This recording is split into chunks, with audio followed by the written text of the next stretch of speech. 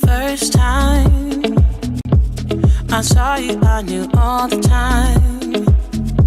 It was something in the air that night, and in the way you looked at me.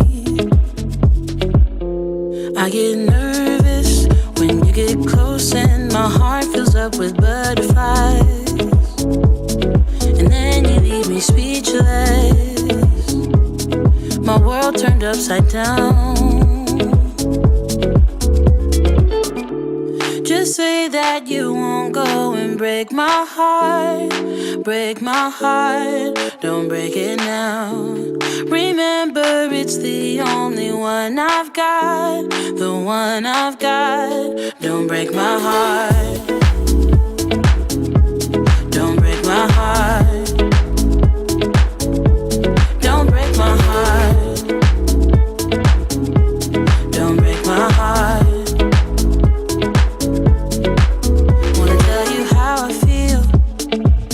Instead of keeping it all inside.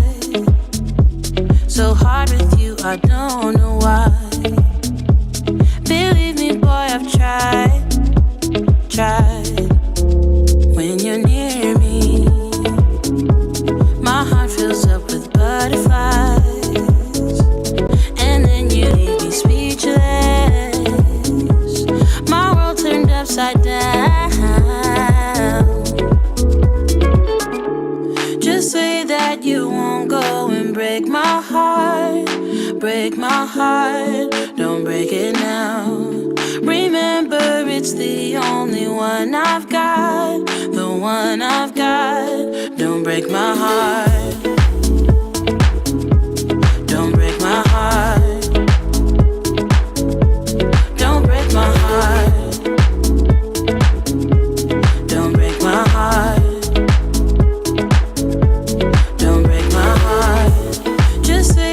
You won't go and break my heart.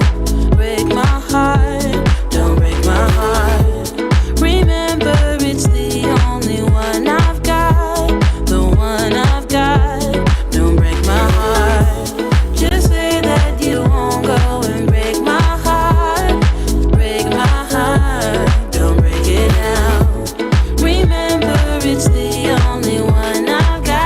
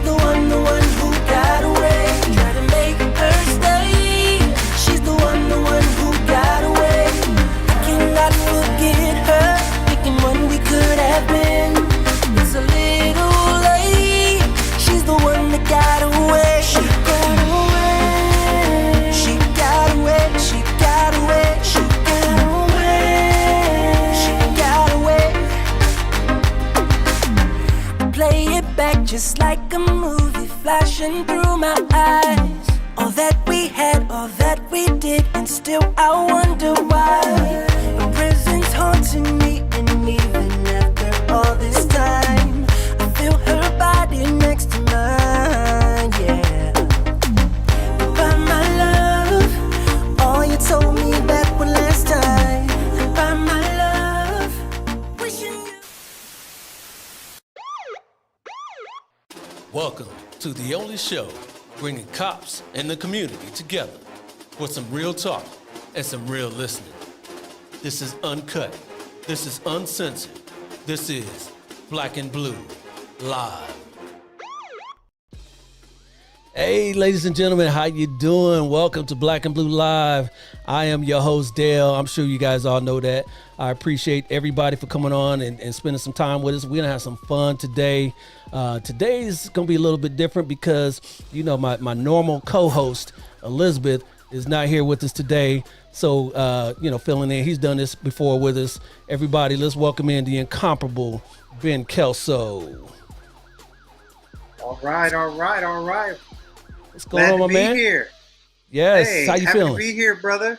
I'm good. I spent the day out at the Black Comic Book Expo today. Oh yeah, what's that about? It's basically a room full of Black artists who have their own comic books and their own struggles and stories of getting those comic books out there. But they signed autographs, they signed books. We could buy volumes. It was pretty cool. There were a lot of characters that I didn't even know about.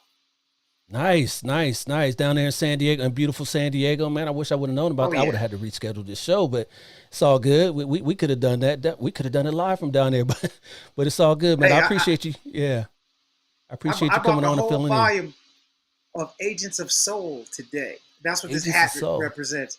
Agents of Okay. Soul. Yeah. Okay. It's All right. Similar to like Avengers, I guess, if you want to compare them. But they're Black comic book heroes, and they come back from the Reconstruction era all the way to now. Okay. All right. So I'm gonna have to pretty check cool. that out. Appreciate that. So everybody, so Ben's gonna be filling in for Elizabeth today. We're gonna have a great discussion about cybersecurity and all that, cyber safety. So make sure right now we are live on Facebook, YouTube, LinkedIn, and Twitter. So make sure you send in your comments and questions, and we will definitely get those on. But without further ado, let's bring on our guest today, and we'll talk about what we're going to be talking about today. So our first guest, he is a detective out in Aventura, Florida. Everyone, please help us welcome in Kenneth Seeley. How you doing, sir? Good. Good evening, everybody. How you doing today? Excellent. Tell everybody a little bit about yourself. All right, I just said my name is Kenneth Seeley. I'm a detective down here in Miami, Florida, with the Aventura Police Department. I've been employed with Aventura for about 17 years now. I'm currently assigned as a detective in our specialized and economic crimes unit. So, for the most part, we handle anything that's fraud, identity theft related, as well as any violent crimes or other assignments that our chief deems that he wants us to handle. I've been lucky enough to have been assigned to several task forces over the years, to include the IRS ID Theft Squad, our Secret Service Identity Theft Squad, and the Homeland Security ID Theft Squad. So I'm a dual certified task force officer, so I'm able to take cases out of our jurisdiction, so to speak, and try to work them from start to finish in most instances. All right. Love that. I'm sure we'll hear a little bit more about that as we roll on, and I appreciate you for coming on. No, thank you for the invite. Absolutely. Our next guest is a detective with the Redlands, California Police Department. Everyone, please help us welcome in Detective Leslie Martinez. How you doing? I'm doing good. All right. You hear me okay? Yes, we hear you just fine. Appreciate you. So tell everybody a little bit about yourself and what you do. I'm currently employed with Redlands Police Department. I've been employed with them for going on about 22 years. I'm currently assigned to our detective bureau, and I've been investigating internet crimes against children primarily for the last going on 3 years now. So yeah, I'm also part of LAPD's task force. They encompass all of LA County to San Bernardino County up to San Diego County. All right. Well, we'll definitely talk about what you do in that job there, for some internet safety of keeping our kids safe. So definitely appreciate you. All Glad to right, be here. yes, our next guest is a supervisory special agent with the Internal Revenue Service. Don't get scared, everybody. The Internal Revenue Service Criminal Investigation. Everyone, please help us welcome in Adrian Yepes. How you doing, sir? Good, Dale. Thank you again for having me. Absolutely, absolutely. So tell everybody a little bit about yourself and what you do. Sure. Again, my name is Adrian Yepes. I'm a supervisory special agent for IRS criminal investigation out of the Los Angeles field office. I've had I've held other positions prior to being a supervisory special agent. Prior, I was a regular case working agent. Investigated uh, various tax fraud schemes, identity theft schemes. I was the identity theft coordinator for the Los Angeles field office, where I was responsible for identifying and developing identity theft schemes and further developing them for other agents. Currently, I supervise 6 special agents, and um, our jobs are to investigate tax fraud, money laundering schemes, work with the U.S. Attorney's Office to prosecute these cases and get good sentencing, get some good sentences to enhance deterrence. All right, appreciate you. Yeah, not a lot of people know about IRS criminal investigation, so we'll definitely speak about that. Detective Seeley already spoke that he was part of one of the teams, the IRS team. So get a little education for everybody here today. So thank you. We appreciate you. And last but certainly not least, as our next guest, she is an ICAC, and she'll explain what ICAC is, a youth educator with the Indiana State Police. Everyone, please help us welcome in Miss Kathy Bledsoe. Evening, ma'am. How are you?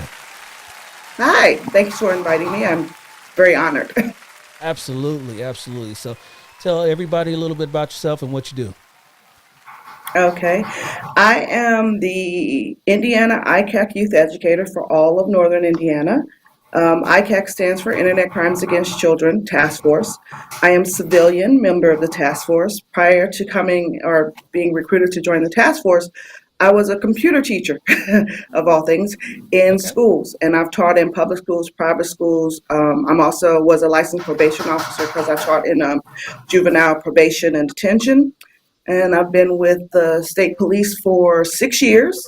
I'm one of the very first youth educators assigned to the task force. All right. We appreciate you.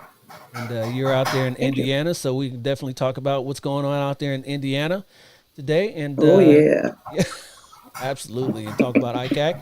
And without any further ado, let's get to it, guys. All right, guys. So today's topic is to is somebody building something over there? What we what we got? We building computers? What we doing over here? This is live, ladies and gentlemen. This is live, so don't worry about that. But we're still gonna have some fun just the same.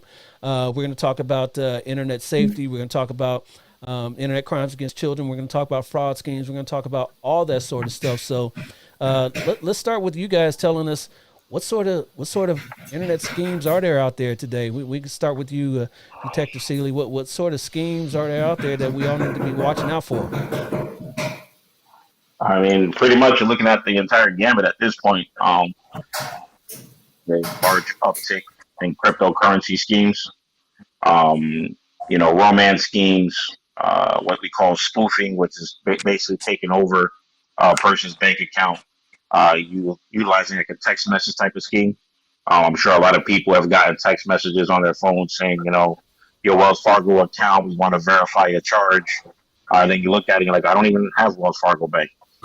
So those are typical of a scheme that's running off of that, as well as a lot of grandparent scams. Those are probably the 4 top ones that we're dealing with from our side of the house most at this point. Yeah, yeah. And real quick, we were talking about Florida and how nice it is, and I'm thinking about I just went down there. I know a lot of older people tend to go down there either to retire or just during the winter. So do you guys see a lot of elder abuse scams on your end out there? Unfortunately, yes, we do see a large amount of the elderly exploitation scams. We actually just worked a case this week that was referred to us from Pensacola, which is on the northern end of Florida. They reached out because they had a 93-year-old woman who was scammed into thinking that her grandson had been arrested, and they tricked her into sending 15,000 in cash through the mail. So we were able to assist them and doing a controlled delivery and actually make an arrest on that case. But that's a very rare thing to happen, and especially when it's going that far away from where the original incident occurred. Yeah, yeah. All right. Well, appreciate everything that you do there. And before we get to the ICAC stuff, Adrian, why don't you tell everybody a little bit about the schemes that you guys see on your side of the house? Yeah, sure. So I mean, it's identity theft has always been an issue, and IRS has something called the Dirty Dozen schemes. Every year they post on the IRS website the most popular schemes that the IRS Criminal Investigation Unit is seeing, and one of those is phishing schemes. And a phishing scheme is when someone would receive an unexpected email from an unknown individual, and the email is essentially trying to get personal identifying information. They're trying to trick you to provide bank account information, and so we often see these types of cases. This is a popular case or scheme. We've also seen schemes related to the pandemic, such as it's identity theft related. So you would see um, schemers attempting to steal your information to claim unemployment benefits, or paycheck protection loans, PPP loan schemes. They would use your identity to also try to receive your economic impact payment through the mail or to the banks. So schemes like this are very popular. We've also seen an increase in ghost preparer schemes, and this is when someone would offer to prepare your tax return, guaranteeing you a large refund, and they refuse to sign your tax return. And by law, anyone who prepares a tax return has to have a preparer tax identification number, and that number is required to be placed on the tax return. And we've seen cases where um, tax return preparers who are up to no good are preparing fraudulent tax returns, and in order to take your refund or divert your refund into their bank account, and ultimately they don't sign the return. That's why they call it a ghost preparer scheme. Um, Schemes that are popular, or at least a trend in the last year and a half. Yeah. Wow. Wow.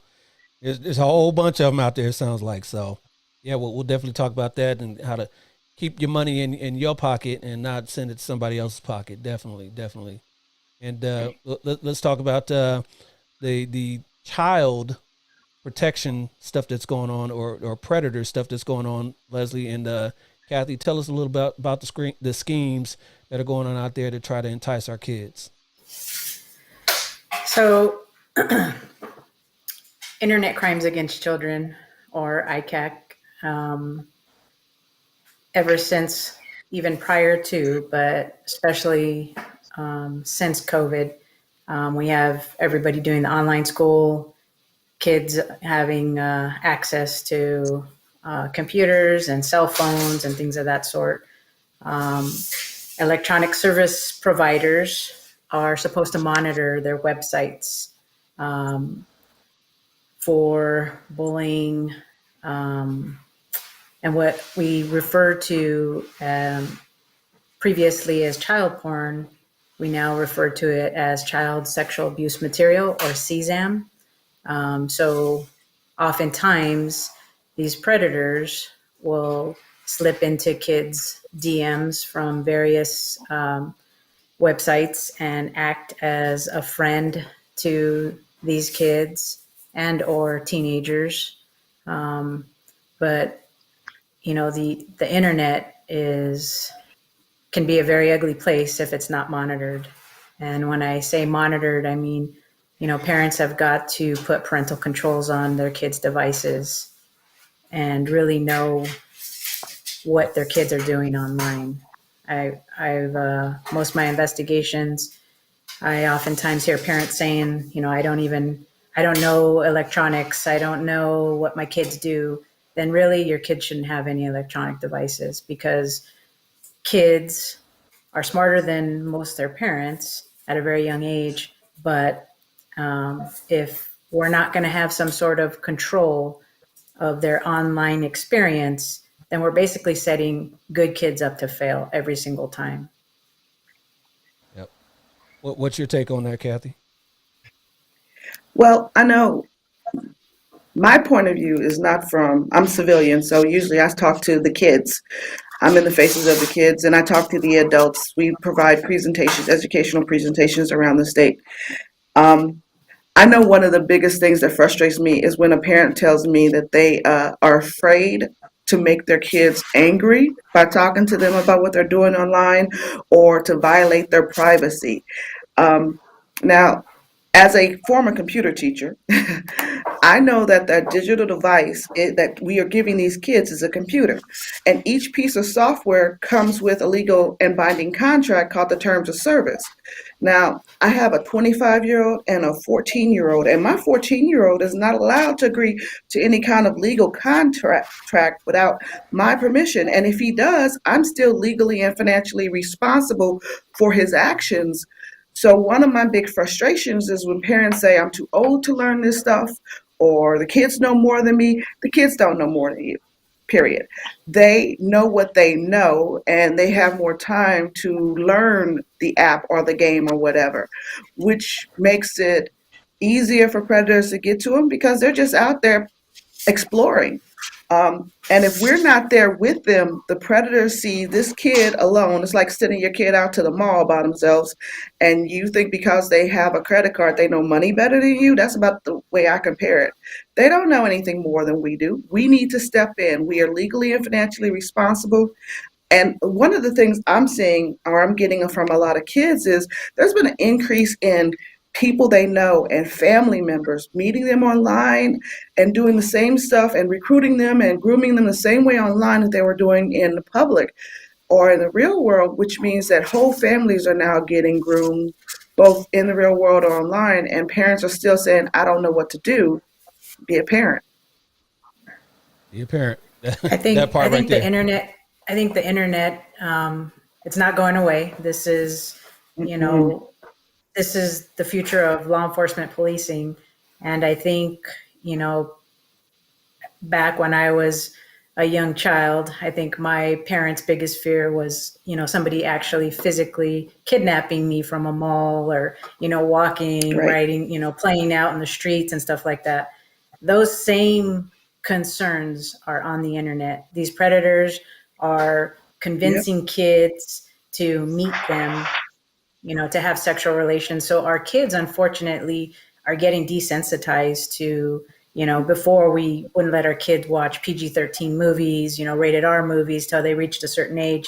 And now I have, 6-year olds who, have been, subjected to this kind of stuff. And, our whole jobs as parents is, we want to keep our kids young as long as we can. So that's, I think, for me is the, disheartening part of this problem. Yep. No doubt. Yeah, I had a question, and anyone can answer, but I directed towards Leslie or Kathy. If you had a top three in terms of the either websites or applications that seem to be the most problematic, what would those be? Roblox is one of the bigger ones. Instagram, That's my number one. yeah, Instagram, Facebook, or now it's called Meta. Um, there's there's a gambit of them, but those are primarily where we're getting the majority of our. I'm sorry, TikTok. TikTok. TikTok. I was going to mention TikTok. I know in 1 month alone, my former supervisor, who's in charge of our cyber tips, says she received something like 287 CSAM tips from related to TikTok alone in 1 month. That's just insane. And we were looking at average ages of 7 as to who the victims were. Wow. Wow. Yep. And Roblox is, you might as well just call that a dating app for predators, because they go online and Good they are Lord. looking for kids, and they'll go up to a kid and say, you want to OD, and parents are going, oh my God, drugs. No, they're asking them to be an online date. We've even had teenagers who could hack Roblox enough to make it so that they could have virtual sex in a kid game. Roblox is for 7 and up. Mm, mm, mm. Let's go to the comment wall real quick before we move on. We got a where'd it go here? Sorry about that. Yes, that's me. I'm sorry. we got Tara Gentry. She asked about what about Snapchat? What about Yeah. Snapchat? Is that another For one? sure. Is I Snapchat think still going on? Is that still a Snapchat big is one? still popular, but I think, go ahead. No, I was just going to say there's a lot. There's a lot that, there's anything that has a capability of chatting with you. That's typically where, because when I say these predators will slip into your DM, for Facebook, it's Messenger, for Instagram, you have different means of communicating with kids, and that's typically how this starts. And these predators are very smart initially in grooming kids, and so yes, there's a lot of Yes. ways Craziness. in which, Craziness. yes. Yeah, you said Facebook. I don't know how many, Facebook for our youth, they're not too big on Facebook. They think it's for us old folks like all of us here, but but That's definitely what my kids tell Roblox me. and yeah, exactly. And Yeah, but Snap. Yep. predators are You still using still, Facebook messaging yeah. to Yeah, share that's and where, to yeah. get pictures. And since Instagram is owned by Facebook, we say, when I say Facebook, I mean Facebook company and Right. everything related to them. Like with Snapchat, they share images, and the images has location information embedded in them. I noticed that some of our kids are pulling away from Snapchat and going more towards Instagram, Mm-hmm. just because Snapchat was obviously getting a bad rap, which they deserve, for sharing location. And some of our older kids are more aware about that. I'm finding Snapchat is for our younger kids. You're right, I don't have a lot of kids doing Facebook per se, but they're still using a Facebook product. So, Yeah. Yep. And Makes before we sense. move on, real quick, back to the comment wall. Tara Gentry also says ICAC saves a lot of children and is a hero for parents. Thank you, Detective Martinez. Oh, thank you. Appreciate that. Appreciate that. Yeah, people always ask me why I do it. It's clearly not for the material, but if it's the end game, and the end game is, every agency is responsible for doing their part, and this is clearly, in my opinion, after doing this job as long as I have, one of the most important things law enforcement can do for kids, because this affects good kids making a bad choice that could affect them for the rest of their life. So, I Yep. mean, this turns into human trafficking, suicide, and things of all sorts. So, Yeah. I'm very passionate about this, and you Yep. know that. Yep. We can Almost we can makes you definitely see think that. you shouldn't even let your kids have a device, shouldn't have a phone, but they need to have a phone because they need to be able to communicate with you, and all their friends seem to have phones. But it's a tough situation as a parent to decide on giving a kid a device or not. Yep. Yep. Yeah, and I'm there's not also sure an if you guys are familiar. There's screen time. And screen time is free for Apple devices, and I believe Android devices have it too. And when I have parents who I come across in my investigations, they'll oftentimes ask me, hey, they don't even sell flip phones anymore. I just want to be able to check on my kid and make, I want a device where we could only talk and text. And so I'm like, you can turn a smartphone into a flip phone. If you are unfamiliar, you can go on YouTube and you can look up screen time for, iOS devices, screen time for Android devices, and you basically can monitor your kids' activity. You can set parameters. Like my kids, when they had cell phones, they were only allowed to use their cell phone as my husband and I set it up. If they this was, oftentimes parents lose their parental abilities when they don't monitor their cell phone devices. And screen time allows you to pick which apps they can put on their phone. It allows you to limit what they're doing on their online activity. You give them 4 hours throughout the day, 4 or 6 hours. They have to figure out between their social media, their music, their texting, their talking, how they're going to use that 4 to 6 hours on their device. So for me, I've never been against, the internet's not going anywhere. This is, our future, and you have to not be afraid of it. You have to embrace it, and you have to figure out how you still can protect your kid Yep. with these devices. So you have to get familiar, like Kathy mentioned earlier, what are these things that our kids, most of these electronic service providers there are they require the kids to be 14 years old. Then why are kids, having Instagram accounts at 7, 8 years old? There's reasons, Yep. but parents, they give their kid a phone and they think like, oh, my kid, I have a good kid. But, good kids, they make bad choices. That's, we've all been there, That's done that. that's what kids And do. you That's what kids just, do. you know, Yep. yeah. And not only do kids make bad choices, so do adults, right? So, yeah, Kenneth and Adrian, tell us about some of the bad choices that we as adults make as far as these fraud schemes out there. What can we look for on these fraud schemes as far as red flags that you may get? So like when you get these emails. I mean, sorry. In my opinion, one of the biggest things that everyone does is they ignore common sense. Um, you start getting, like I said, you get a text message and it's from a bank that's not a bank that you bank with. Why click on any links?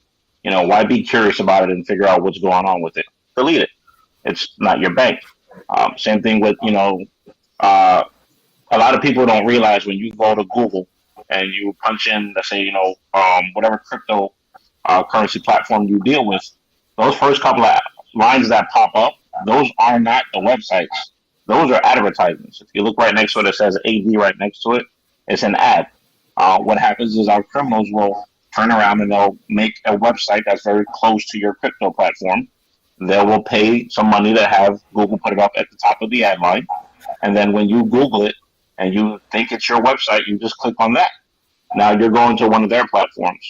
It looks just like the regular platform. Now you start punching in your username, your passwords. They're getting all that information.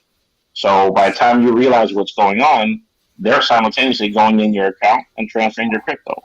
These are the things that people have to start paying attention to, and looking at. And like you said, like I think Leslie was saying and Kathy was saying, with technology advancing, a lot of our older individuals or our older or parents, they don't want to catch up with it. They don't think it's worth their time, but they're using it. They're using it to move money. So you have to take the time out on your own, and you have to pay attention, and you have to learn because that's the only way you're going to protect yourself. Yep. Yeah. No, I definitely agree. Along those lines, it's important to know that there's several phone scams out there. So, you just mentioned common sense. Um, I get, I don't know, at least 20 phone calls a day. I'm not joking. 20 phone calls a day on my government phone from scammers who want to sell me insurance, tell me that my vehicle policy, insurance policy, or Mm-hmm. insurance policy about to expire. I got a guy claiming to be an IRS agent. telling me if I don't pay my taxes, he's going to come to my house and arrest me. So you know the, these are not just tax season schemes, meaning or scams, meaning they're only happening during tax season. These scams are happening all year round. And it's important to know that the IRS will not call you and threaten you or threaten to arrest you or threaten to come to your house and take away your property in exchange for money, especially if they ask for money to be transferred on a prepaid debit card. Um, so we're seeing a lot of these scams, and it's just one way to verify if if the IRS is trying to get a hold of you, or let's say somebody calls you, because as an investigator, as a special agent, we will pick up the phone and call a witness or a victim and try to arrange to speak to them. We will call them and identify ourselves, explain the purpose of our call, ask to meet them at a federal building. We will show our government credentials and badge so that they can verify who we are. but one way to verify, at least over the phone, if you're speaking to a real IRS agent, is that we have an IRS employee verification line. And this line is 24/7. You can call this phone number, and you would want to provide the name of the agent who called you, the phone number of the agent, the city and state that the agent claims to work in, and their badge number. So you would want to ask for this information, and here's the phone number. It's area code 681-260-4507. And again, the number is 681-260-4507. So these are just 24-hour, 365-day scams, these telephone scams. Yep. And believe me, we're all victims of it, or at least they call anyone that they can get, they feel like they can get money from. So these are just something to be aware of. Yeah. I was even working patrol back in the day, that if I had to call somebody and, over the phone, they don't know who you are. They don't know if you're really a cop or whatever on the phone. I would always tell them, hey, Google the police department number. And then, so, because even if I give them the number, I could be giving them a fake number, and one of my buddies say, hey, yeah, this is such and such police department. So I would tell them, Google the police department number. When they pick up, ask for Officer Peters, and then they will connect you. So then, yes, you are speaking to a real police officer. So, because over the phone, you can't verify anything. Even if you were to FaceTime somebody, you could be. I mean, the honest crazy thing is, in all the years that I've been doing it, I've called victims, and talk them over the phone. They'll verify their home address for me. They'll verify phone numbers.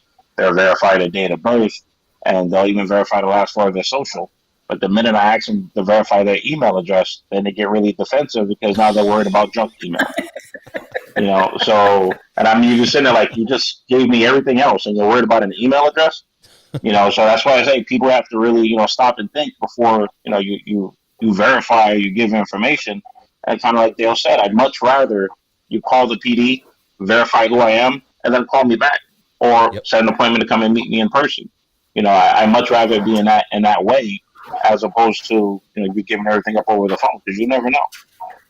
Absolutely. Right. And I just want to add something. IRS agents and IRS employees won't ask for any information over the phone. If they want information, additional information, or need to arrange like an audit or something like this, they will send a letter to your address. So just be cautious if somebody's claiming to be an IRS employee and they're asking for your security number. Yep. Let's go back to the comment wall real quick. We've got a Dorothy, I hope I'm saying that right, Dagmar on LinkedIn says, thank you for saying that, because I asked for the identifier when they call my 80-year-old mom. They hang up. Now they send her texts and email messages. Yep. Whatever they can to try to scam our loved ones, right? And us. Yeah, definitely. And definitely our older, your parents, your grandparents, the older ones, they tend to be a lot more trusting. and not believing in the mean nature of some individuals. So they take a lot of things at face value and at the word.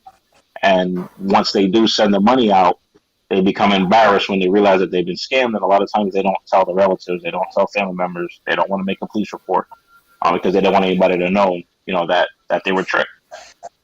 Yep, absolutely. And with that said, let me ask you guys in the audience, this question is out here. Have you ever almost or actually fallen victim to an online scheme? If you have, please leave a comment and we'll get that up here. No judgment here. We're all trying to educate and learn from one another. So if you have ever actually fallen victim to an online scheme or almost, we all get these calls and you almost click that link, right? Never click the links, but you almost did. Let us know about it in the comments and we'll get that on. All right. Appreciate you. Appreciate that. Dale, what's interesting is even at work now, internally on my department, and I also work for a major university out here in San Diego, and they do a lot of cybersecurity training. But what these criminals have learned to do is really make it seem authentic, right? It'll come from an individual who's in leadership, from their email address, and it'll say, "Oh, you missed the meeting on this. Here's the notes. Click it," and then, "Oh, you've been scammed." Right? Yep. They use that as a training tool or a tip, or we have a thing right now where these criminals will get the names of actual officers and they'll call someone and say, "Oh, hey, you have a warrant. You need to meet me at the police station, or we're going to come to your house and arrest you, blah, blah, blah." And sometimes people will show up, right? Other people, if they're smart enough, they'll call in and say, "No, we wouldn't call you, tell you had a warrant to come down and pay." That's not how it's done. But they are using very sophisticated means to enact these crimes today. Yep. Yeah, and what I think a lot of people don't realize too, because you see it on the news, you see it on different areas, and you hear the word sophisticated. A lot of people automatically think that it's individuals that are overseas. Let's say everybody knows Nigerian scams, so people think it's someone in Nigeria or it's some big organized group. What people fail to realize, a lot of these individuals that are doing it, they're actually between like 16 and 25 years old. A lot of the younger ones that are now engaged in it, and they're realizing, you can make a lot of money, and they're moving a lot of money, and no one's really paying a whole lot of attention to them because they're young, and everybody's just assuming that it's a bigger group, or they're not that educated or sophisticated enough to be able to pull these kind of scams off. You'd be surprised. Yep, absolutely. So, what should the public do if they do fall victim to one of these schemes online, one of these identity theft schemes or a fraud scheme where they got their money taken? What should the public do? I mean, look, I always recommend that you file a police report. File a police report with your local PD. File a report with the FBI's IC3. It's ic3.gov. No, you may not always get your money back. Unfortunately, most of the time you don't get your money back. Okay, but when I start working the case, those are some of the first spots I look at to see if, let's say, the phone number that called you or the internet site that you went to pops up in anywhere else, and that may assist me in giving me, another lead to follow and maybe help me get to the individuals that's doing it. And again, everybody deals with, manpower and resources. So if it's your case just happened to be $300, the agency may not go as in depth or in deep into it. But when I run it through a system and I see that, hey, you know what, I've got 5 or 6 or 7 other victims, then obviously it's something that's an ongoing thing. So let's see what we can dig out of it, and we can justify putting more resources into that. So I definitely say file a report and make a claim or a complaint with the ic3.gov website. Yep. Leslie or Kathy, what should we as parents do if our kids fall victim to one of these scams, where they try to get, for one instance, try to get them to send nudes? Report it. So I think I encourage. Go ahead, Kathy. Go ahead. Oh, go ahead. Oh, I was just going to say, I always encourage families to report anything that they've seen online to the National Center for Missing and Exploited Children. I know here in Indiana, we get a lot of tips from NCMEC that come either from individuals or from the websites themselves. And the good thing about NCMEC is because their staff is so trained, they can triage an issue and determine the actual organization or member of law enforcement agency that needs to. Because, like with the task force, I know in Fort Wayne, we have Homeland Security and federal marshals and the FBI and state police and local. So, not everyone needs to touch every situation. So we get to be able to, we'll make sure it goes to the right one and there's no lag time. That's my encouragement. Leslie, I you know want to say something? sometimes on the patrol level, I'll tell our patrol officers, hey, familiarize yourself with the different social media platforms, because if, like I mentioned earlier, if there's threats, if there's violence, if there's nudity, if there's things of that sort, each electronic service provider has a means on the actual post. The one that comes to mind right now is Instagram. So there's 3 dots in the right corner of a post. If you click on it, you can alert Instagram, hey, you know, there's nudity. So then they'll go ahead and freeze that account and report it to NCMEC, like Kathy was saying, the National Center of Missing and Exploited Children. And then they will determine jurisdiction and the report will get sent that way. But I know for these kids, these are situations that are, very serious, and sometimes they don't know what to do when they find themselves in this situation. So that would immediately remedy that predator's account by freezing it. And so that way Instagram, Snapchat, and any electronic service provider, Roblox, they'll freeze that account, preserve the evidence for law enforcement. All right, so report it. First, And like I don't be said, electronic. afraid. Right, I that have a right lot there. of kids and parents who say they're embarrassed or humiliated. I would love to say this is only happening to a small percentage, but thanks to the pandemic, the percentage of tips that are coming through and kids who are being exposed to this has, I wouldn't say even doubled, I'd say quadrupled. It's just been crazy. So the idea of reporting it, you're probably not alone. You're probably not the first one to report it. But if you don't report it, nothing can be done. Yes, absolutely. That's good advice. And I'm sure Adrian, IRS has the same sort of advice. Report whatever, if you fall victim to any of these fraudulent schemes as well, correct? Yeah, so if you're a victim of a phishing scheme, we ask that you report it to phishing at irs.gov.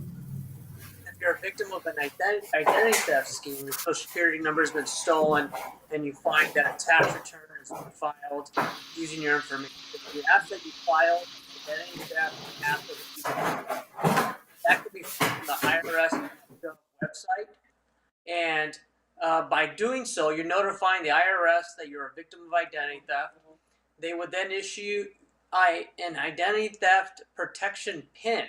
It's a 6-digit number that's assigned specifically to you. You would then be able to use that PIN to file your own tax returns securely online. So it's very important that you notify the IRS immediately if you suspect identity theft. And again, that identity theft affidavit is on the irs.gov website. Absolutely. All right. Appreciate that. So good words of advice there. Good words of advice. So could each of you guys talk about a specific case that maybe you guys investigated or were a part of or that you know of in your respective fields to kind of give our viewers and our listeners a little taste of what you guys do and what to look out for? We'll start with you, Kenna. Yeah, like I said, I'll touch on the grandparent scam. Last year we actually worked on a rather large investigation. It started off with some individuals who had done research on some of the elderly victims throughout the United States. Contacted them, again, gave them the whole spiel that their grandson was arrested. got into a really bad accident, that they needed to send money, or to wire transfer money to specific accounts. In this case, the funds were all transferred to what we call money mule accounts. Individuals that were recruited to receive the money, they would receive a payment of $1,000 to $2,000 for the money hitting the accounts.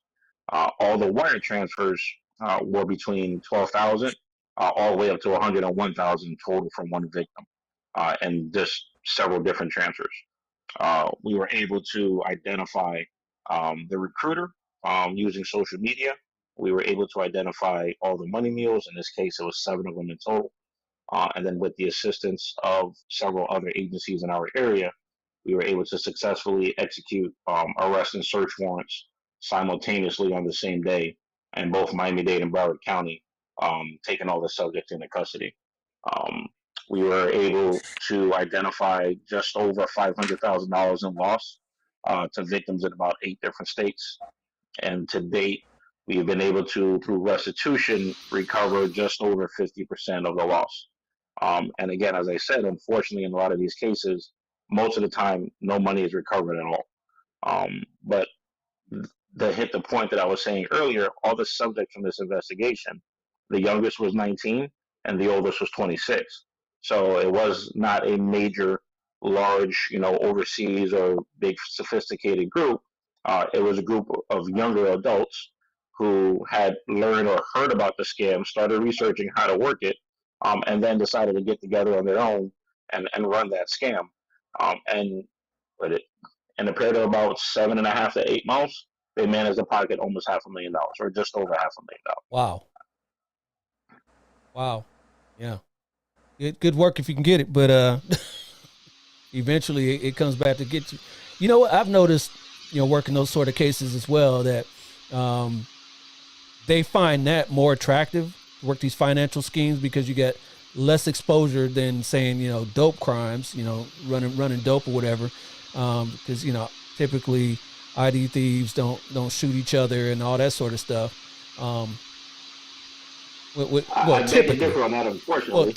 Typically it's not as dangerous as as gangland dopers, amongst each other themselves. So what people are starting to see in real life, so actually Forbes released an article today related to fraud and gangs. And there's several articles if you go online. So what people are starting to see is, the dope is now not so much the main moneymaker, because the fraud, and as Adrian said earlier, between PPP and SBA money and idle loans, that was pumping a lot of money out at a very fast pace. But even back in the day when I was on the IRS task force, what we would see is the violence related to the fraud, because they would be selling information. So I'd sell you a list of 100 names for about $1,000. You can turn around now and flip that for roughly $6,000 or $7,000 per name. But what happened was people were using the list, and then I would sell the list. And then when I get the list is no good. So now I'm coming back to you and I want the money, or I'm going to shoot you, or now we're going into violence. So there are areas where, unfortunately, fraud does branch off into the violence, because whenever you have a lot of money and people feel that they're losing money or they're being disrespected, now we're going to start going down that road, unfortunately. Yep. And that money is being used to also finance. Yeah, go ahead. Just something I see here, and I just want to see if that's a trend with some of you other folks. In my area, we have a lot of hotels, and we find that a lot of financial crime takes place in hotels. People rent out rooms, and then they do all their work in the hotel, and then they clear out and move on to the next location. Is that a trend you guys see as well? Yeah, so they're basically what they call a lab. So they'll go to a hotel, or they'll rent an Airbnb. They'll set up multiple computers, and they'll use that to either file for, in the past case was unemployment claims, file for IRS tax refunds, open up credit card accounts. And the whole premise behind it is that if we try to trace the IP address, it's going back to the hotel. So it's to make it a little bit harder for you to specifically identify who it is that filed that claim or made that application in itself. Wow. And what's the purpose of going to a hotel room and then actually moving on to the next and to the next and to the next? Do they have access to internet at those hotels, or? Yeah, so it's the free internet, free Wi-Fi in a lot of them. So it Okay. allows you to basically just hide yourself. So if law enforcement traces back the IP address, which was something that was very popular when a lot of the fraud schemes first started, so they learned we would track the IP. So in order to get past that, I go to a hotel or I go to an Airbnb and I stay there for 2 3 days, and then I get up and I move to the next. And then they'll just keep on hopping around to make it harder to identify who exactly it is. And then the hotel rooms will typically be rented in someone else's name and using a fraudulent credit card or using a prepaid debit card or something to Yep. that effect. Yep. Never ending, huh? Wow. What Yeah, about, yeah. What it's a about you, rabbit hole. Adrian? Yeah, definitely a rabbit hole. Definitely. What about you, Adrian? What about a case you can talk about that can give some insight to our audience? Sure. In 2014, I was the field office's identity theft coordinator, and it was my job to develop identity theft related cases. And I came across this one case that a bank actually referred to us. They identified a bank account which had over $60,000 that they could trace to a tax refund or multiple tax refunds. So we took that case, we developed it, and found that there was actually over 7,000 stolen identities that were involved, and several thousand tax returns were filed using these identities, claiming attempted to get $50 million. Unfortunately, they got about $30 million. We found that this was organized crime that was behind this. What they were doing is they were using um, individuals who would fly in from Eastern European countries, and they would pay these people to open up bank accounts. We call these tier one bank accounts, and it was these bank accounts that received the tax refunds initially. They would then steal identities and create fictitious passports using these identities to establish a second set or second tier of bank accounts, and they would then use these tier two bank accounts, we call them, to launder tier one money, tax refund money. So we found that this case actually started in 2009. We got it in 2014. I say we. It was a joint effort with the FBI, Homeland Security. And in the end, we were able to seize over 6 properties, 40 bank accounts. We're able to take back property that the main two subjects purchased using stolen goods or stolen tax refund money. What they try to do is actually convert the funds into gold, and Hmm. because as you know, when you buy gold, there's no barcode on a gold bar or gold pellet. So that's how they were able to wash the money without it being traced to a tax refund. So it was a successful operation. We called it Operation Surfs Up, and the reason for that is we called this scheme SURF, Stolen Identity Refund Fraud, and in the end, we indicted over 35 individuals, one being an attorney, a bank manager who was unlocking frozen bank accounts for the schemers to help them get the refunds out of the account. We had one guy who tried to flee through Mexico, and we ended up stopping him in Colombia, and he spent about a year in prison before being extradited back to the United States. This case is still ongoing. A year in a Uh, Colombian prison. All right. right. Yeah. Ouch. Yeah. So it's a case we like to highlight because it was a joint effort, like I said, and these guys were committing identity theft on a very large scale. We can tie it to international bank accounts, international fraud, organized crime, and it's something that we're really proud of. Yeah. Love that. Love that. What about you, Leslie and Kathy? Let's start with you, Leslie.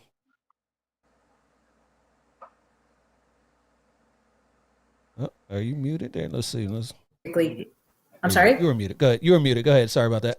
Oh, okay.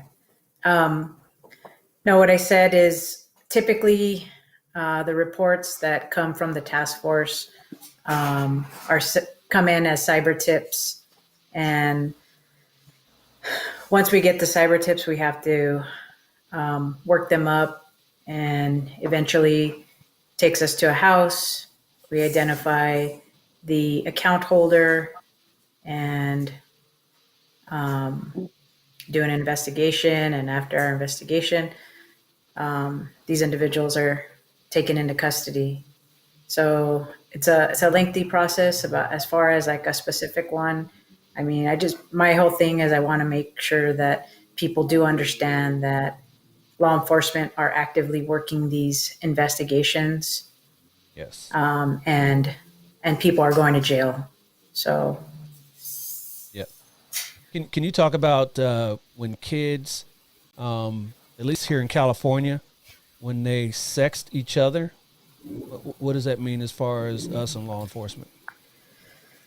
so those, in my opinion, are low hanging fruit, or kids will be kids. It's no different than when we were younger, and we write letters to each other and stuff like that. But oftentimes, what kids will do is they'll engage in a relationship, and then they'll ask for nudes, and then on that could range from junior high to high school, and then what ends up happening with those nudes, because you're in love, well, then you break up, and then it ends up becoming revenge porn. And then at that point, then it's like wildfire in the school. And before you know it, everyone's got your nudes. So, Yep. kids, it's a nasty, vicious cycle. Stay away from it. Yep. Absolutely. Yep. These phones, which none of us had when we were that age, I'm sure we would have gotten in trouble as well. Well, maybe not me because I was an angel when I was a kid, but um, but these kids, I've got two of my own. You've got some, Leslie. All of us, I'm sure, do as well. Um, that stuff is vicious, and we didn't have those things to get us in trouble. We just had it up here. But nowadays, if you don't take a picture of a video of it, it didn't happen as far as these kids are concerned, right? Right. Yep, it's terrible. Kathy, go ahead. Tell us about something that maybe you can talk about for our audience. Well, to be honest, I'm the face in the public for our task force. Yes. We have 92 counties here in Indiana, and I currently have 49 of them. I have done talks in 60 of our 92 counties in the last 6 years. I do about 400 talks a year to kids, anywhere from a small group of, like one classroom to an entire auditorium and conventions and things like that. So a lot of times what I get is disclosures. I get kids telling me about stuff that's already going on, or stuff that's in investigation, or stuff that needs to be reported. Um, our our youth educator team was originally four of us. We're now down to two because this is a little bit of a challenging job when you spend all day traveling around the state, hoping some kid will disclose so that you can get them help.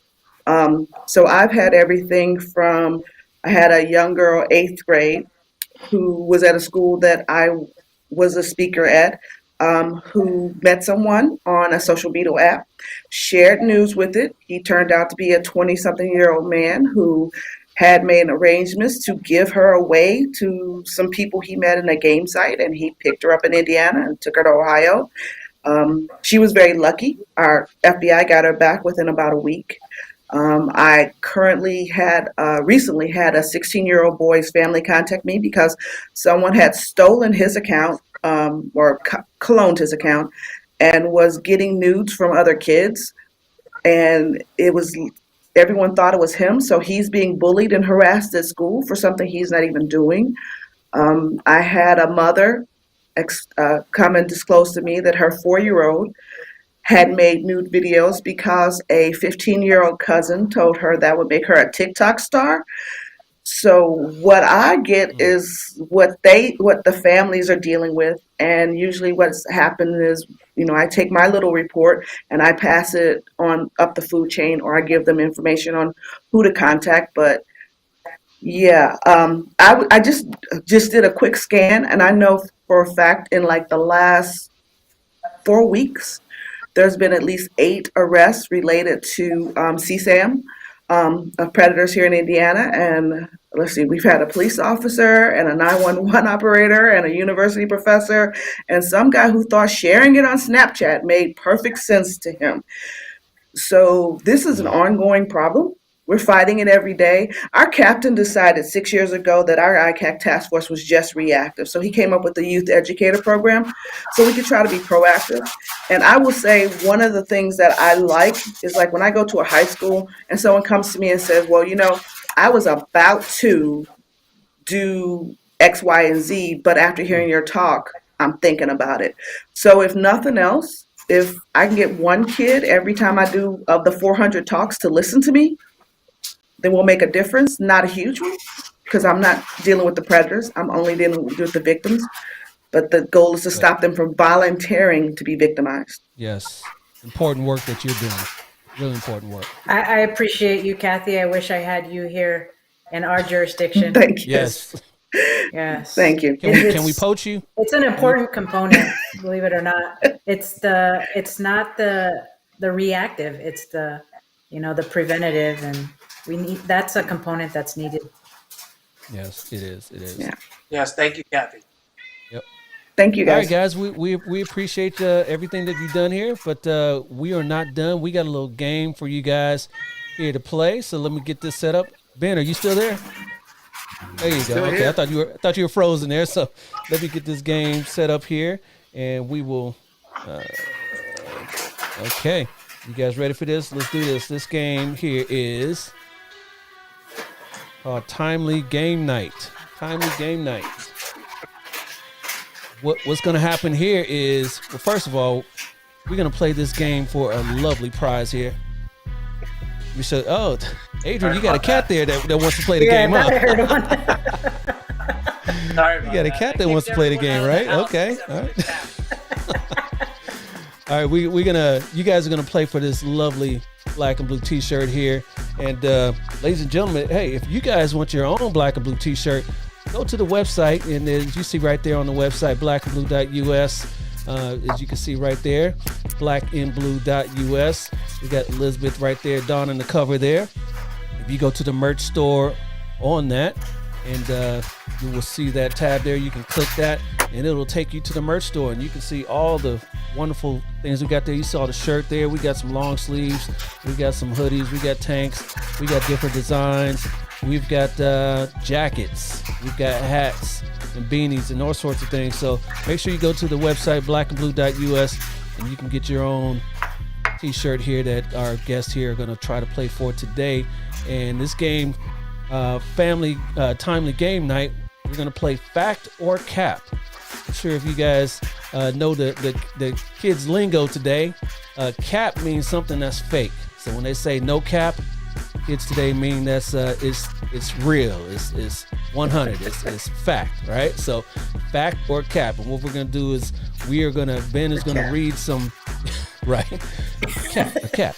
Ben is gonna read something that may have. It's gonna be 4 multiple choice answers here, and one of these facts is going to be fake.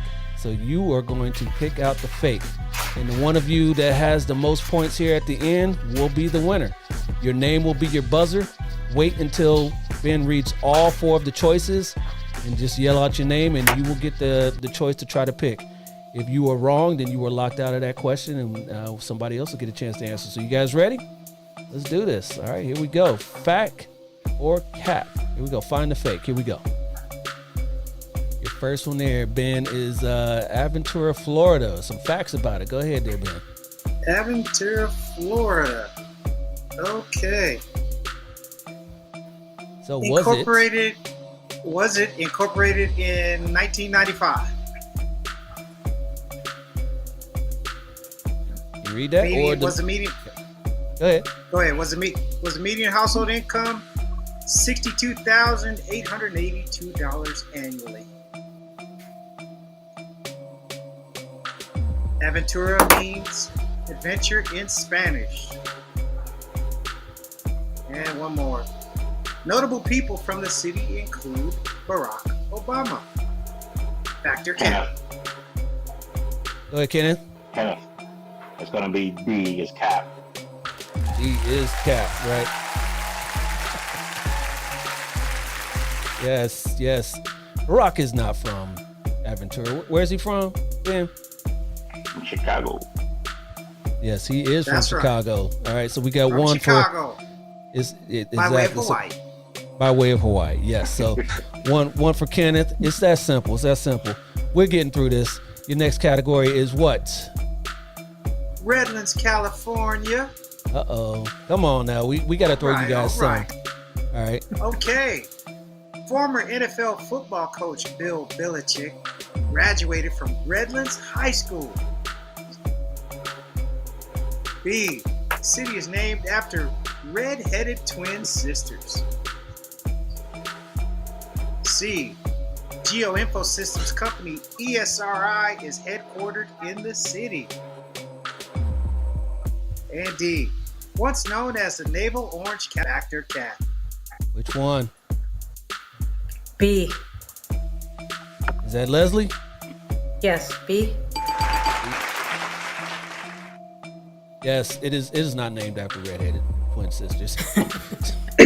What's the correct answer, Ben? What is that? Redlands is actually named after the red adobe soil of the region. Oh, okay. All right. Now we got that. There you go. One for Kenneth, one for Leslie, none for Adrian and Kathy. But I'm sure we got something for you guys. Next one there. Okay. Uh-oh. IRS criminal investigation. This might be leaning towards Adrian. I don't know. Maybe. We'll All find right. The federal agency that was able to arrest and convict Al Capone. B. IRS-CI is a subordinate agency of the U.S. Department of Transportation. C. Has a conviction rate of over 90%. D. Created in 1919. Factor Cap. Kenneth. B. Cap. Well, Kenneth even said it even before there. Adrian, what is it? What is it? Go ahead, Kenneth. It's B. Cap. Wow. B. The treasury. There Wow. you go. It's actually part of the Treasury. What, Adrian? How did you Adrian. let him beat you Come on on, that? man. How did you let On him your beat buzzer. you? Disclosure, I was Click your there buzzer, with the IRS bastard. before. There you go. All right, still time for you. Still time for you to get on the board there. But Kenneth has got 2. Adrian's got 0. Oh, come on, man. Now. All right. I don't know if we can throw Adrian any more softballs. No. I'm sure he'll get one. Next one. State of Indiana, Factor Cap, is the 39th state of the United States. State capital is Indianapolis. Michael Jackson and family are from the state of Indiana. Notre Dame University is in Indiana. Kathy. Factor Cap. Kathy. A. A is correct. I better know something. That's right. Indiana was the 19th state admitted to the Union in 1816.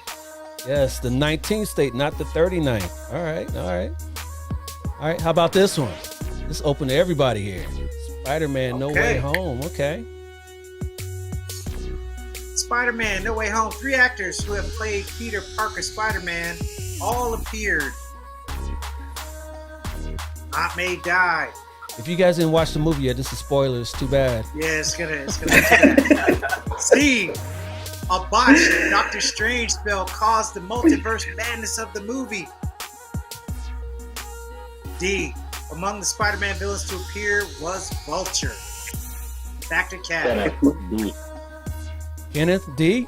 Yeah. Wow. See, Kenneth knows his movies too. Come on, Leslie, you watch Vulture his might- movies too, don't you? Yeah. Anybody else watch Michael Keaton did not Spider-Man appear in this No Way movie. Home? Haven't seen it yet. Oh, okay. Well, Oh, sorry, spoilers to you. we just gave it up. Gave it up to you. Next one here. That's okay. Hip hop music, one of my favorite subjects. All right.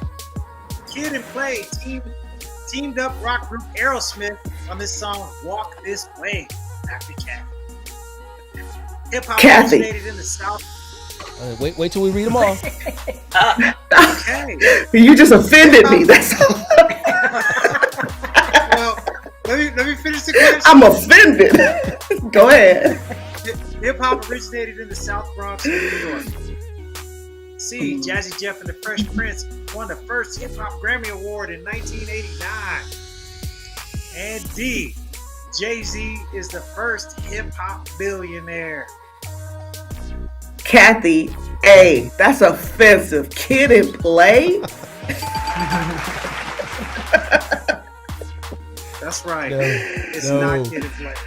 That was It's who? Run DMC, y'all. Run DMC. Run DMC. Yes, she did In the that place one. to be. Yes, everybody remembers that video. Iconic, classic. All right, come on, Adrian. We and Adrian's Leslie's on the board. Adrian, we gotta get you on the board. Come on now. Latin music. All right, here we go. Back to Cap. Singer Selena was not fluent in Spanish. B. Mexican singer Vicente Fernandez recorded more than 50 albums. C. Rapper Pitbull is from Dallas, Texas. And D. Singer Mark Anthony's full name is Marco Antonio Munoz Rivera.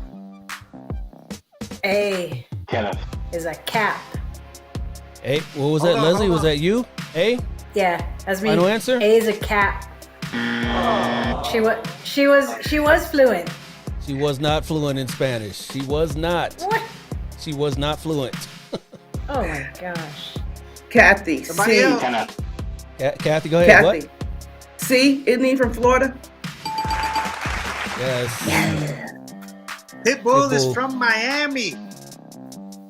Not Yes. Dallas. He's from Number Miami. Mr. 305.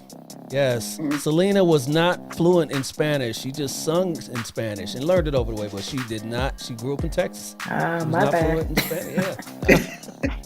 Thought you had that one. Oh, she sang Spanish and English. Yeah, that's she why. sang it. Yep. Super Bowl 56. Come on, Adrian, Right. get on the board. We're going to get us to Kenneth. The LA Rams won the game by 3 points. NWA group mate Eazy-E performed with Dr. Dre during the halftime show. Rams coach Sean McVay is the youngest coach to win the Super Bowl. And D, the Rams are the second team to win the Super Bowl in their home stadium. Dr. Cat. Kenneth. Kathy. I think Kathy got in there just first before you, Kenneth. Go ahead. I don't know which Super Bowl y'all talking about, but Eazy-E been dead for a while, so B. I don't know nothing about That the is Super Bowl, correct. but I know my music. Eazy-E was not there. No, he was I not don't think there. so. In spirit. He was there in spirit. It's fair enough. Fair enough. Yeah. Fair enough. All right. All right, the 2022 NBA All-Star Game. Here we go. LeBron James tied with Kobe Bryant with 18 All-Star Game selections. B. Team Durant captain Kevin Durant is injured and will not play. C. The game is in Cincinnati, Ohio this year. And D. The LA Clippers have no All-Stars. Back to Adrian. Cass. Is that Adrian. Adrian. I'm gonna say D. That is incorrect. Adrian. Oh man, come on. They do Come not on, have Adrian. any All-Stars this year. And the game is actually going on right now. Yeah. Anybody? Back Kenneth. to Cat. I'll go Come with on, B. y'all. Kenneth B? Kenneth goes with B. A. I'll go with A. All right, I'll go with C. Come on, Kenneth. I'll go with C. They gotta The wait game y'all is out. The game is in Cleveland. It's in Cleveland. Cincinnati doesn't even have an NBA team. Oh, yeah, that's right. Yes, it is in Yeah. Cleveland this year. All right, come on, guys, come on. The Family Matters TV show. Family Matters TV show. All right, this is a good one. 80 show. Ran for 215 episodes over 9 seasons. Back to that. After years on ABC, the show was switched to CBS for its final season. Urkel's full name was Stephen Quincy Urkel. D. Show based off the police officer in the Die Hard movies and his family. Kenneth. D. Kenneth B. That is correct. That is the cap. Yep. All right. Yep. Show is based off of Al Powell in the Die Hard movies, but his name was Carl Winslow in Family Matters. Oh, that's right. Yes, the Winslow. Remember the guy fell off the building onto his police car? Yep. Yeah.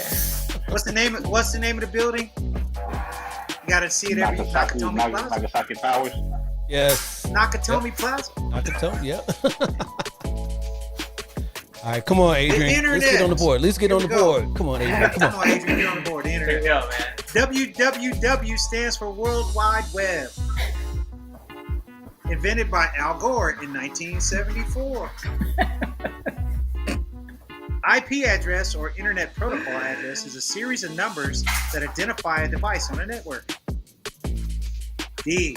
Malware is software distributed via the internet for nefarious Adrian. purposes. Kathy. That was Adrian. Adrian. B. B? B. B. Yes. Yeah, Adrian. Al Gore did not invent the internet, no matter what he says. All right, so we got Kenneth with 4, Leslie with 1, Adrian with 1, and Kathy with 5. With only a couple left. So come on now. I want that shirt. Oh man. Oh man. Wow. That guy. Ben Kelso. All right, come on. A. Enjoys martial arts movies. B. Is a member of Phi Beta Sigma Fraternity Incorporated. Was featured on episode 27 of the Black and Blue podcast. And D. Is from Ohio and a huge supporter of the Ohio State Buckeyes. Kenneth. D. Yeah. Wow, yes. I was going to say that. You knew that one. Ben Kelso Tie. is not from Ohio and not a supporter of the Ohio State Buckeyes. Definitely not. He's a Michigan man. Go Blue. Yeah. We have debates all the time because I'm from Ohio, and Ohio State and Michigan are butt heads, rivals. I'm surprised I was able to say that with a straight face. Right? My face didn't turn in when I said it. All right, it's all tied up with Kenneth and Kathy with 5 apiece. So this one is the tiebreaker here. Here it is. Okay. Here it is. Oh, Dale man. Peters. Uh-oh. Here we go. Also works as a DJ in his off time. Looking to retire in South Dakota. Recently obtained a master's degree in organizational leadership. Hey, and this is only for Kathy and Kenneth. Sorry, Leslie. This is the tiebreaker for them too. All right. I was So making here a we go. comeback. We can't let them just guess and then I pick whichever one they don't. Here's your last one. No. Okay. Was dissed by rapper Ice-T during one of Ice-T's performances. Back to Cat, Dale Peters. Kenneth. D. Kathy. Kenneth B. Is that what you said? Yep. B is in boy or D is in David? B. Bravo. Wow. I am not looking to retire. He's looking to retire in Florida. Why would you go to or South Montana from Dakota or none of California? them spots. None of them spots. No. Hey, we have a winner here today, and it is my man Kenneth.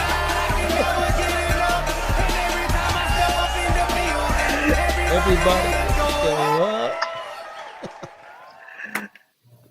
up. Congratulations there, my brother. You got it. You got it. Yes, I am not looking to. I'm looking to retire out your way, actually, in South Florida one day. And Leslie's gonna come with me too. and we can bring Ben and Adrian. I the booked whole Y'all don't my want to come to vacation. Indiana? Y'all don't want to come live in Indiana? I've been to Been Indiana, there. but I booked my vacation in Palm Beach, Dale, in April. Do it. Y'all Let's don't do want to it. live in a Let's do it. state? where we get days that are colder than the Arctic. Y'all don't want to live in that state. What's wrong with y'all? Me, being No. from Wimps. Michigan, the only time I spent in Indiana when I was passing through to get to Chicago. That's pretty much it. That You part were right there. you didn't stop. You should have stopped for the cold. Hurt your bones when you get older. No Tell doubt, me no about doubt. it.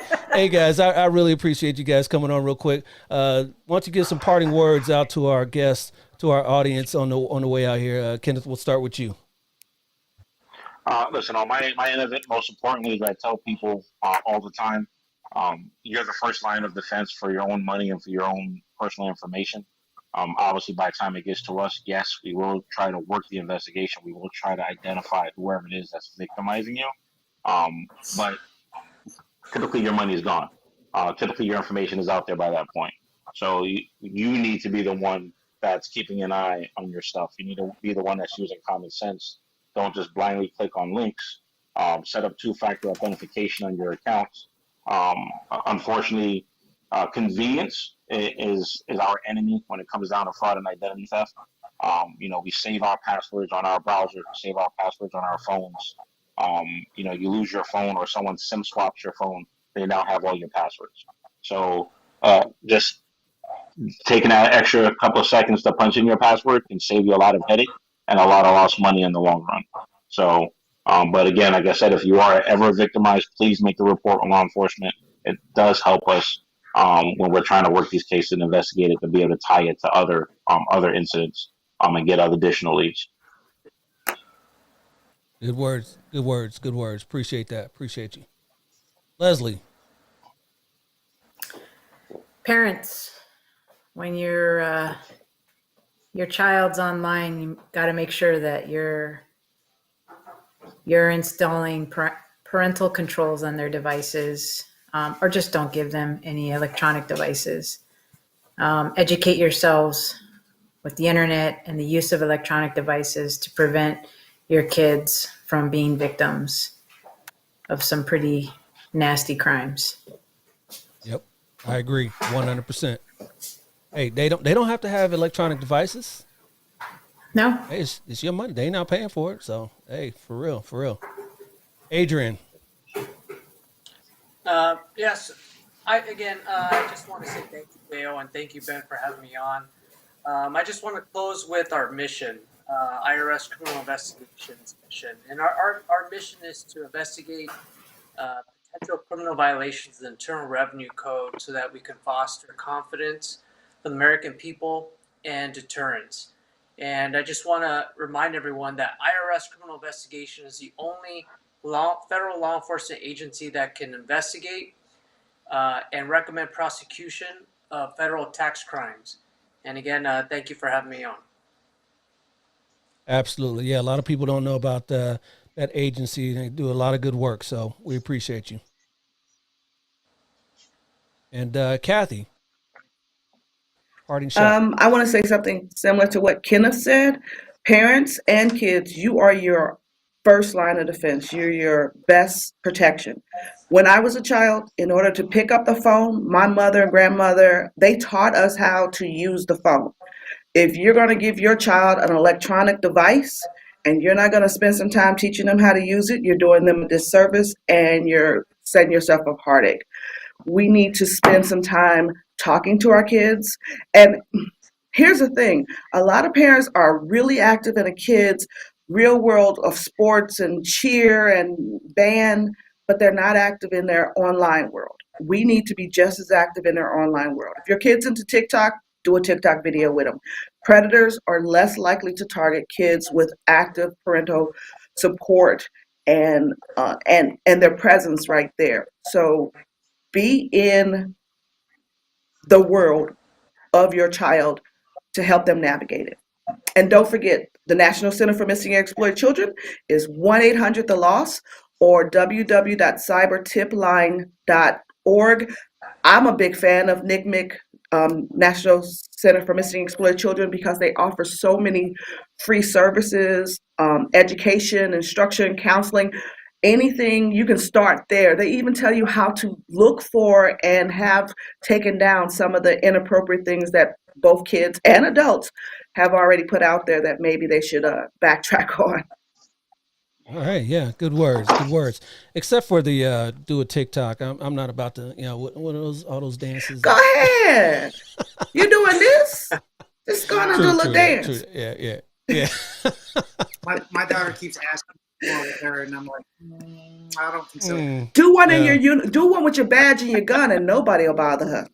Yeah, that part right there. Well, policy probably says something about that, but Yeah. There's that part. Yeah, that little thing called that little. Yeah, there's that little part. All right, guys, I really appreciate you for coming on. Great knowledge, great stuff for our audience. We appreciate you. You guys be safe, and we'll talk soon. Definitely. All right, Ben, what'd you think about that? Hey, good show. Yes, I loved it. It was, man, it's insightful, man. You got to think about all this stuff that your kids go through, man. I know. I've been so scared. I actually take my daughter's phone away. I only let her use it every so often. It's so that she's not used to having it. I just take it. And then I do have the controls in where I can, shut it down and, monitor the activity. So much time on specific sites. I actually monitor it that way. And of course, she don't like it, but hey, I pay the bill. It's my phone. So that's what I said. And I tell her that it's my phone. It's not yours. It's not yours. Phone. All right, ladies and gentlemen, I appreciate you, everybody, for coming on and joining us here today on the platforms YouTube, Facebook, Twitter, and LinkedIn. Hope you guys enjoyed this conversation. I know I did. Till next time, my name is Dale. That's my man Ben. We'll see you next time. Peace. We out. Is this